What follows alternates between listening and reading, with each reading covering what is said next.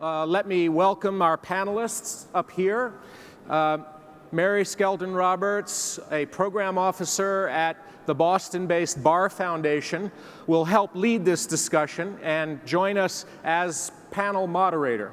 So Mary, the floor is yours. Thank you. Good afternoon, everyone. I hope you had a good lunch. So thank you.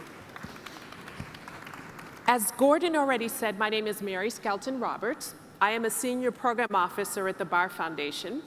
A lot of the work I focus on is reducing greenhouse gases in the transportation sector.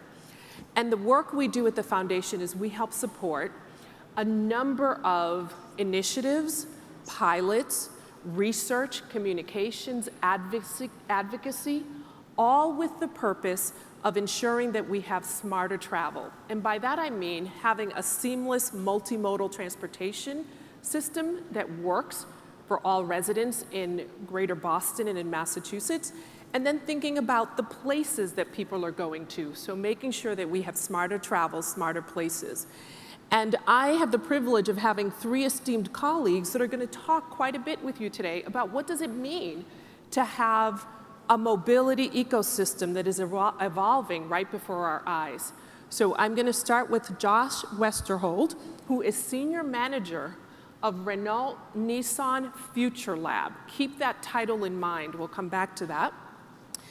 To his right is Chris Osgood, and Chris has the coolest title in Boston.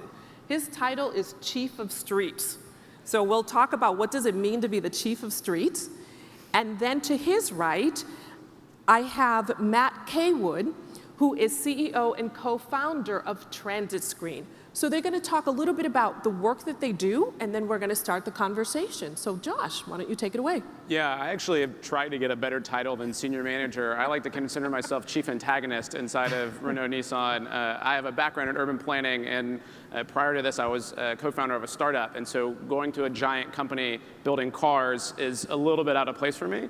But what we realize is that the world is changing quite dramatically, but car companies are going to continue to be a part of that, and our business is changing quite dramatically. There's a lot of trends that we'll talk about, I think, in a second, about why that's changing our business model. But our hope is that we can be a part of that ecosystem that helps deliver affordable, accessible, and sustainable transportation. Fabulous. Chris.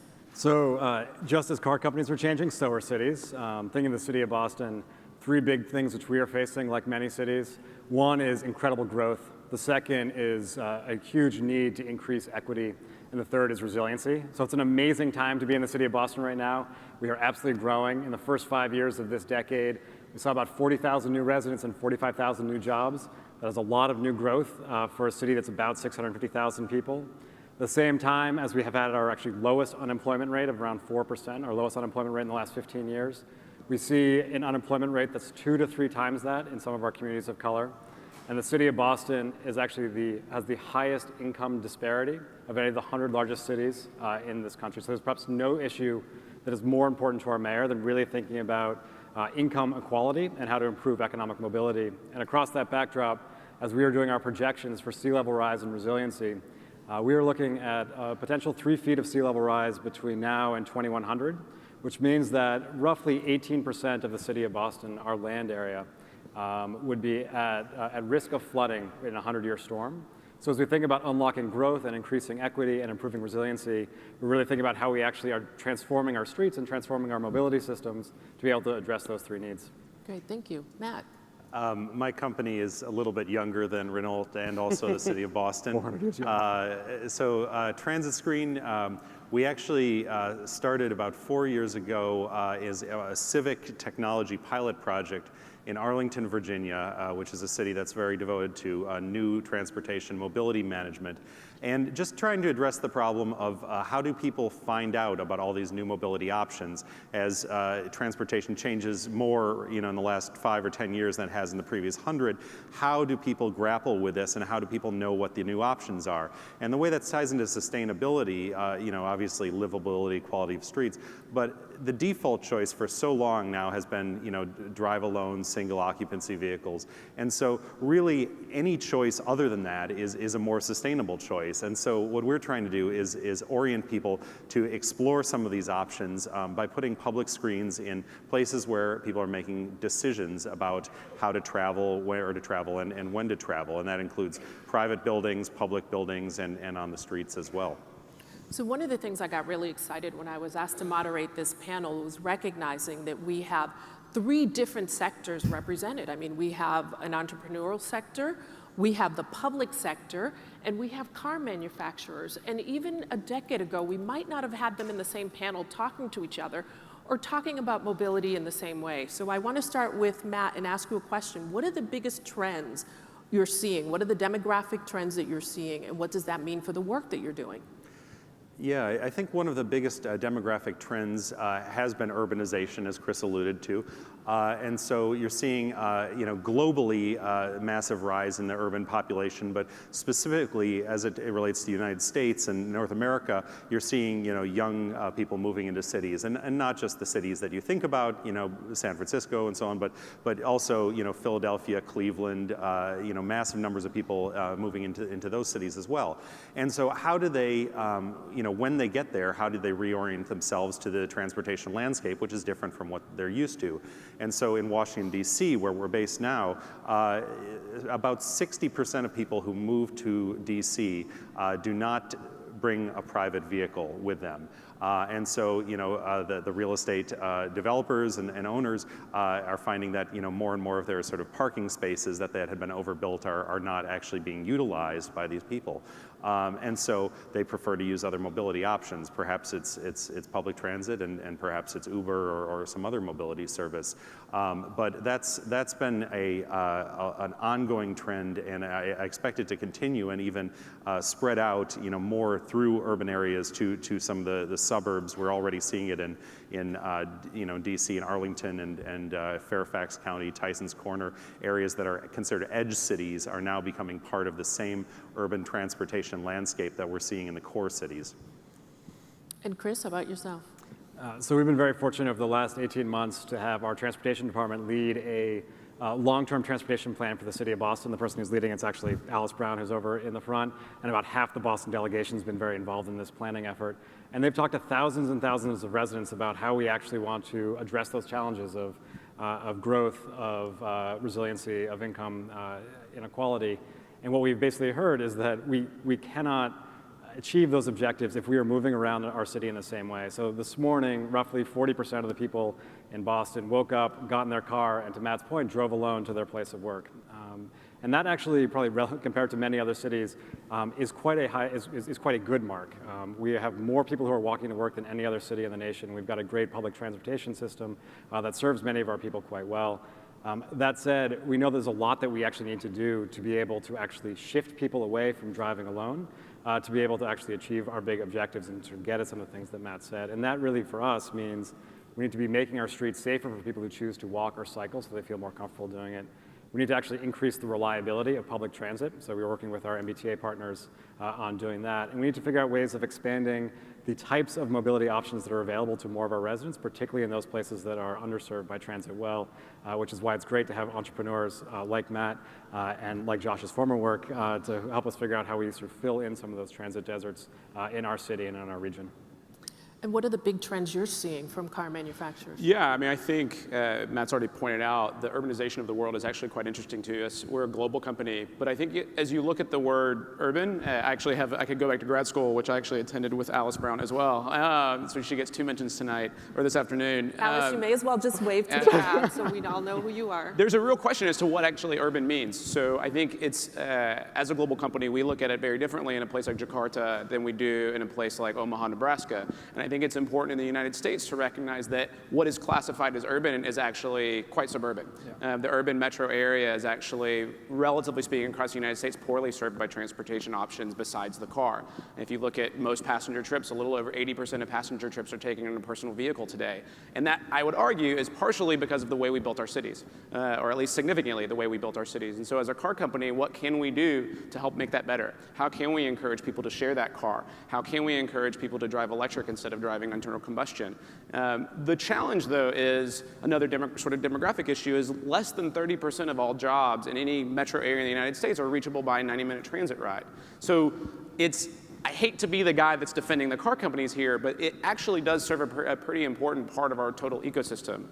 That being said, young people want to drive less. They're less and less likely to get driver's license. So we have this young, this sort of this growing young population that doesn't necessarily care as much about owning a car. We also at the same time have an aging population in our country that will increasingly be mobility constrained, which will transform their life and the way they can live. My parents are getting older in their life, and one of the things we talk about quite often is what happens when you can no longer drive particularly well. How does that change where you can live and what choices you make? And for a lot of people in Boston, it totally works. You can walk, you can get on the MBTA, but people in Mobile, Alabama, where my parents live, that's not an option. So how can we start to make the car more affordable, more accessible, as we start to really look out into the future, a lot safer because it's driving itself and things like that. So can you say what your company is doing to make the car more affordable, to make it more reliable, more usable, maybe more shareable, and lower on greenhouse gas emissions? Yeah. So I'll start with the latter one because it's a point of pride for our company. So roughly half of all electric cars in the entire world are sold by the Renault-Nissan Alliance.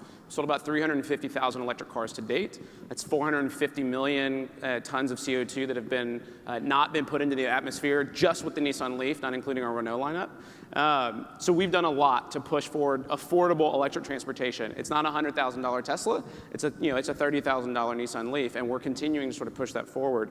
That being said, though, as you start to look at sharing of the vehicle outside of the urban core. So no one has really built a truly sustainable operating model for suburban car sharing. Yep. So how do you start to look at what those needs are of somebody that lives maybe in a semi-transit accessible area, like parts of the Bay Area, that maybe their commute trip they can answer with getting on BART or getting on some other form of transit, but to go to the grocery store to take their kids to car practice or to soccer practice once or twice a week, they now have to buy an entire car, or they buy a car that's it's old and it actually has maintenance issues or something like that. And so we're exploring ways to help them access a network of shared cars in sort of the suburbs.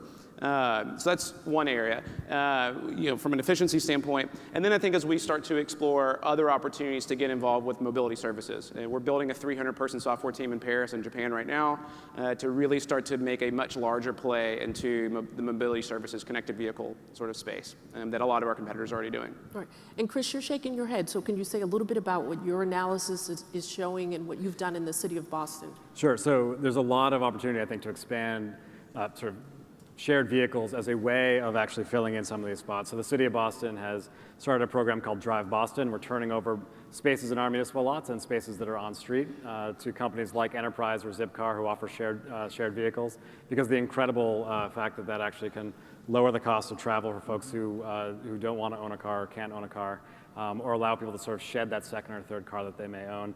We've also sort of have a terrific bike share program, which is managed in collaboration with Somerville, Cambridge, Brookline, and the Metropolitan Area Planning Council. And together we're figuring out the way of actually having now nearly 5 million people be able to take a bike share, a bike around town for some of the short trips that Josh mentioned. So I think those are some of the ways that we can actually increase access to folks who are perhaps disconnected from things like great subway service today. The other piece that we're working on is with our partners at the MBTA to really think about how we can increase bus reliability.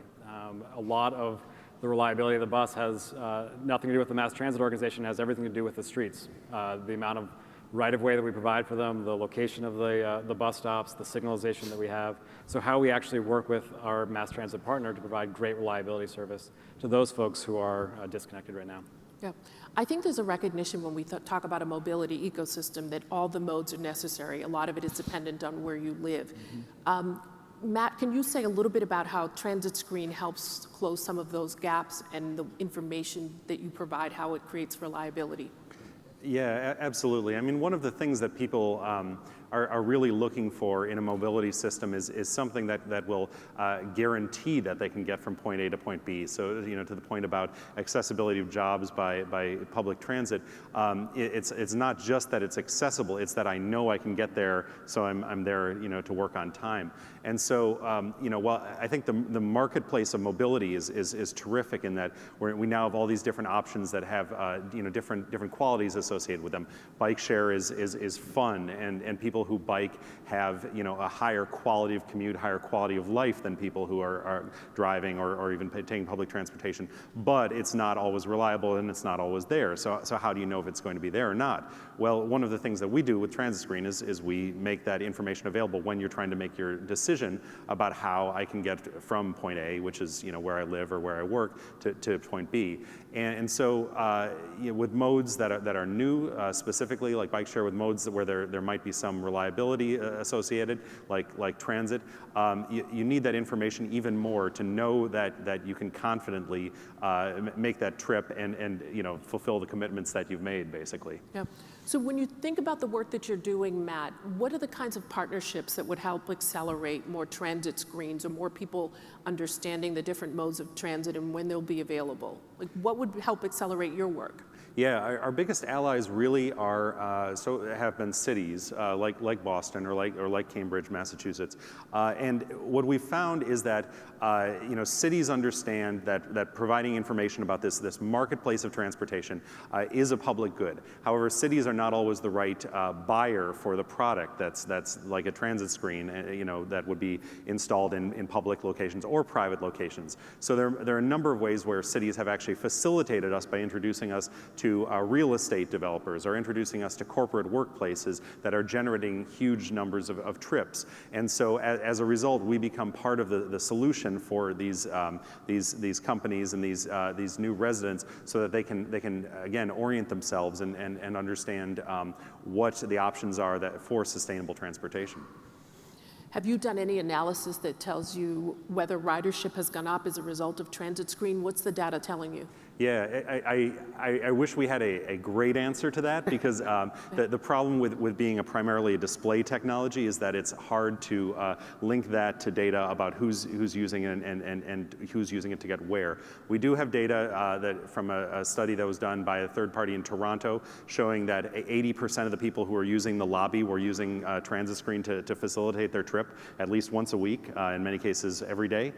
So that was terrific. And then we also have data showing that people were changing their behavior to wait. Instead of waiting on the street in a hospital in Seattle, they were waiting in the coffee shop, buying products from that coffee shop, a Starbucks, and that was leading to an increased economic activity by 33% there. So that we know people are behaving differently, and we know people are engaging with it. And I think the next step really for us is to figure out a way to, in collaboration with some of these partners, to figure out how it changes people's trip behavior and trip patterns. Mm-hmm.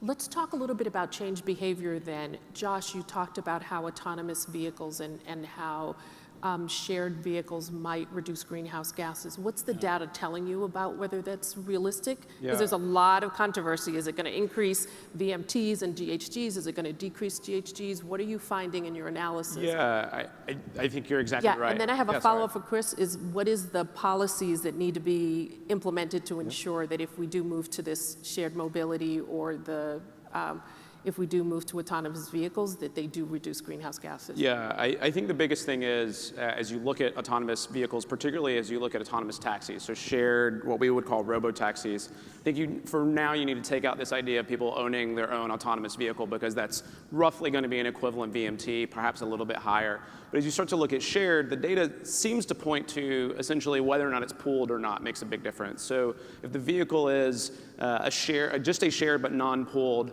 robo-taxi, you actually see by most models 10 to 15% increases in VMT because of the need to redirect, to go pick up the next passenger. Whereas if you pool, you can actually see a significant decrease in congestion. The other piece of that I would put in there, though, is that sort of bases the presumption on the same type of vehicle that we have today. Yep. So we have a partnership here in San Francisco with a company called Scoot Networks, small electric scooter sharing company. We've placed 10 Renault Twizzys, which is about half the size of a smart car, so a little urban mover, similar if you've driven the iRoad, pretty similar format that we've put on the streets of San Francisco. Because most trips in cities are 1.6 occupants per trip, a two-person vehicle is actually the ideal vehicle for it. So no one has really started to model what would happen if we actually right-sized the car for urban transportation and still had it as a one-person passenger or a single non-pooled trip. And so what we would like to start to investigate is whether or not that actually, as you start to reduce lane widths and things like that, can you actually still have a single person sort of door-to-door experience, but not have the impact on congestion that we would worry about having otherwise. Yeah, great. Chris? So last week, last Thursday, the Mayor Walsh signed an executive order in the city of Boston, essentially highlighting what the city's approach would be around autonomous vehicle policy and regulation.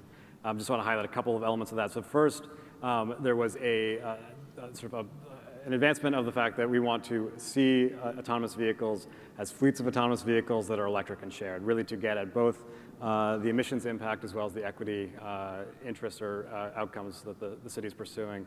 Second, that we want to think about the pricing of autonomous vehicles and the business plans or business structures that are built around these fleets of autonomous vehicles that are done in a way that are really helping those folks who are most disconnected from great transportation options today, in particular youth and seniors and people with physical disabilities.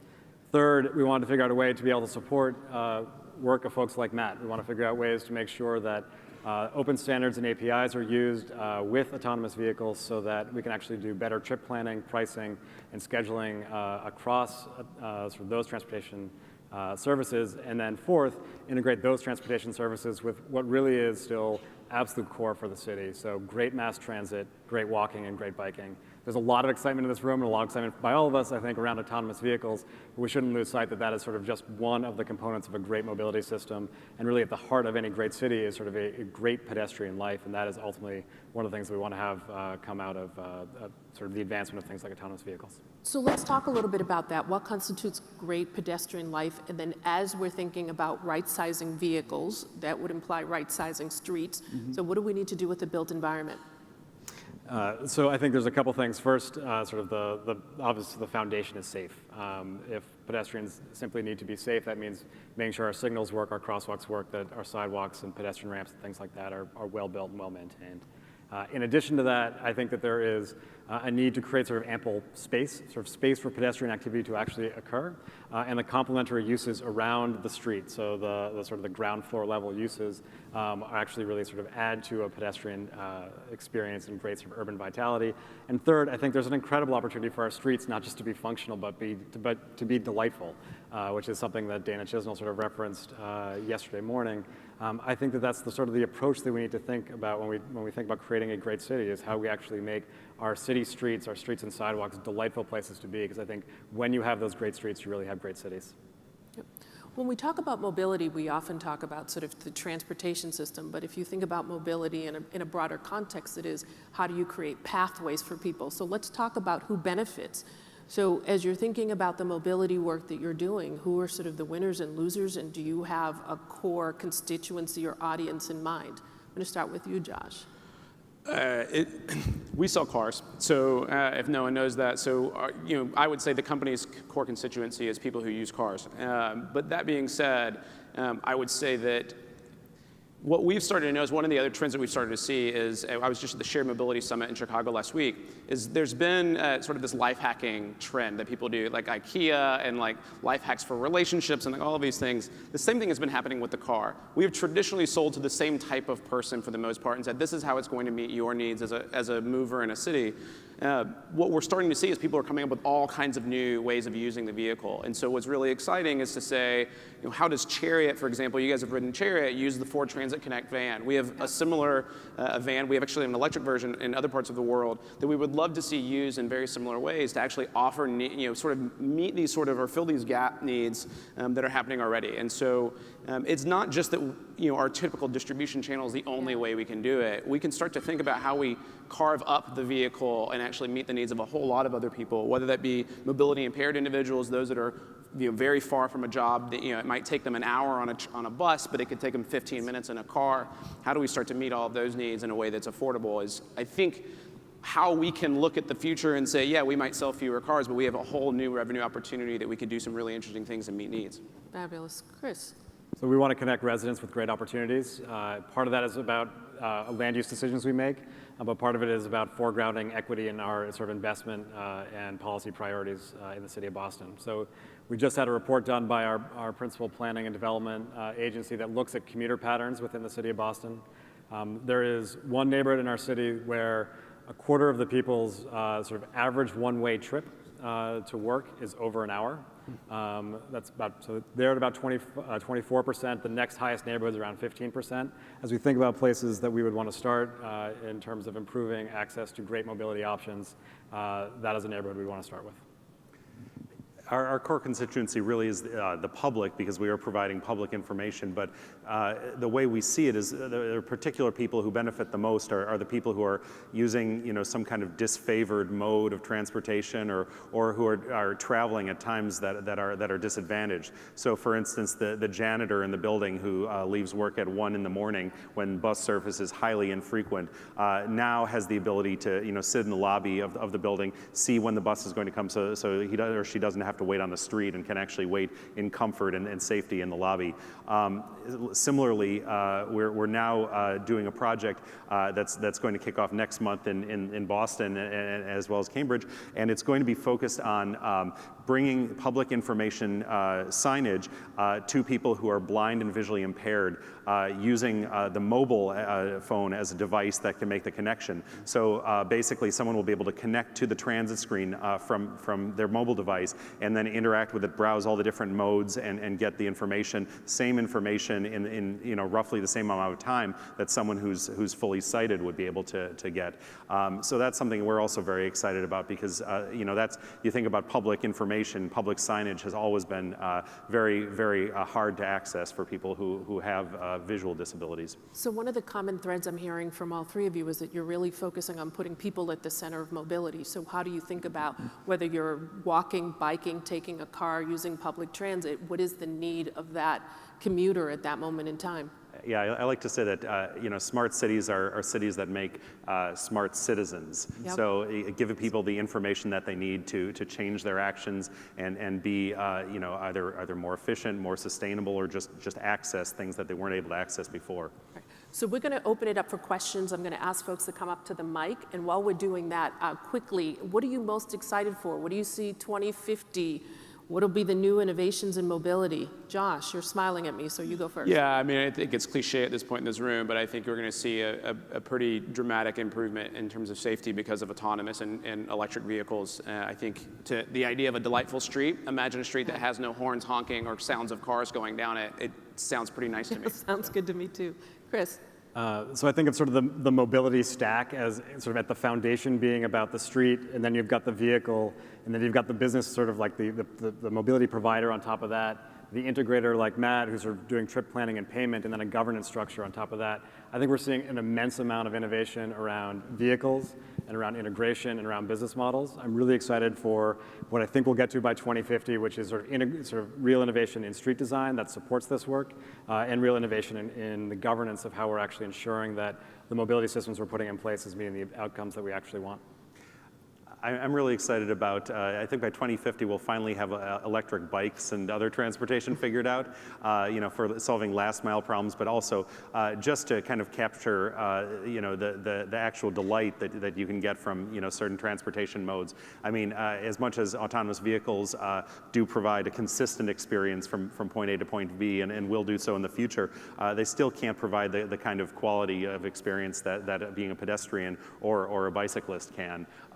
And that's a fundamental thing about human biology that I don't think technology can necessarily change. So I do think there will be a marketplace of great options for the foreseeable future in transportation. All right, let's take the first question. Yeah, a question about range of electric autonomous vehicles. I understand taxis can put on 100,000 miles a year.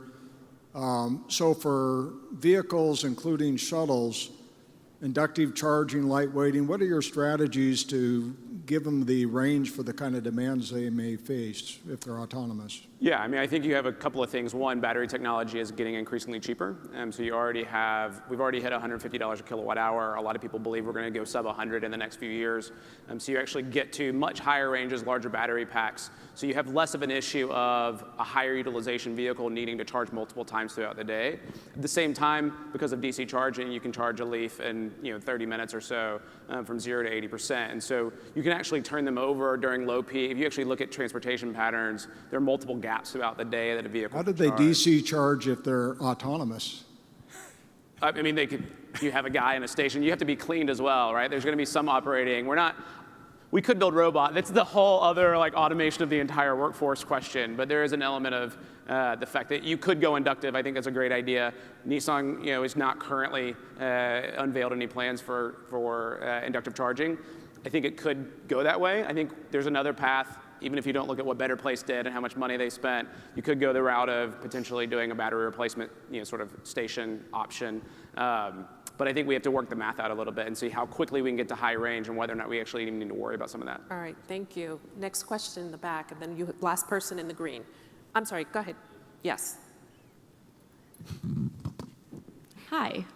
I really appreciated your comments on access and equity in terms of transportation, and I'd be curious to hear your thoughts on how so much of new mobility technology depends on access to credit, and how can cities and governments begin to extend that technology to the unbanked community? All right. That's a fantastic question. There are folks, and probably folks in this room, who can answer that better than I can, but I think that there are things at least we are doing in the city of Boston to figure out how you can ensure that the unbanked actually have access to bank accounts, or the things that they would need to be able to participate more easily in any of the sort of the shared mobility systems we have. There's a huge focus within our bike share network around providing great access to people with lower incomes. We want to figure out ways of making sure that all these things that we are dreaming of for the future really work for all the people that we want it to work for. Can I add something to that? At the foundation, we focus mostly on mobility and reducing greenhouse gases, but I think the biggest game changer in terms of equity has been Uber, and I'll tell you why. One is that it has a low barrier to entry, so people that traditionally may not have been able to get jobs can work as Uber. It fills critical transportation gaps. Folks that get out of work at 1 or 2 in the morning can now have a way to get around. They go into communities that traditionally weren't served by taxis and other services. In some ways, Uber is filling like a mobility and economic development and opportunity gap in ways that we hadn't even thought of.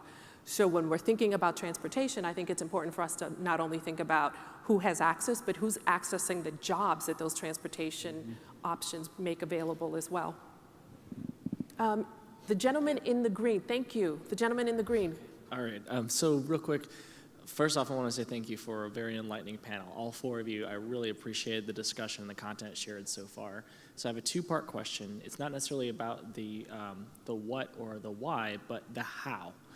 So when you're convincing people who have traditionally driven in their cars by themselves, we found that there was a spike in alternative modes of transportation when gas prices were high.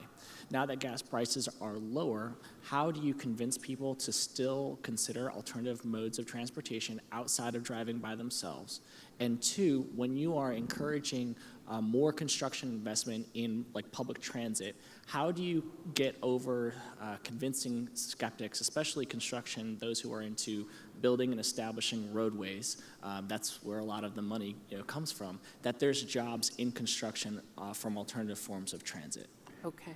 So it's not just when gas prices are a shock that causes people to change their behavior. It's true, but there are other times and places where people are also able to change their behavior. And the literature on sort of behavioral science of this is pretty clear that, for instance, when someone moves or switches jobs, that's when these patterns and habits get laid down. And so that is when you have an opportunity that's in many cases even better than the opportunity caused by a gas price spike to get people to consider more sustainable mobility options. And so, that's why we try to get to people, when people move to a new urban building, they'll see transit screen in the lobby, and it'll be part of the tour of the building, and so they can see what the choices are now, and perhaps use some of them as they're laying down new habits. So I think there are a lot of different situations where you can change behavior, not just that one. Does anyone want to take the other one? Yeah, last comment. Yeah, I was actually just going to add very quickly, I would say not just gas prices, but option to use carpooling and HOV lanes from our research has been one of the biggest predictors of whether or not people carpool or truly rideshare. That speed, especially in congested areas, matters a ton to people. And so I think as a policy sort of recommendation, the more you can incentivize that, the better. I mean, just quick thoughts. I think to some degree there are things we can do around things like the pricing of parking or availability of parking, but I also think it's unrealistic to expect people to shift modes if we aren't actually doing things like making more people feel more comfortable biking, or making the reliability of carpooling through things like dedicated lanes, or the reliability of bus service better. And so there's a lot of work we can do to make the alternatives even more attractive. Yep. Thank you. As you can tell, there's a lot more we would love to share with you, but we have run out of time. Thank you for the panelists, and I hope you enjoyed this session. Yeah, this is great.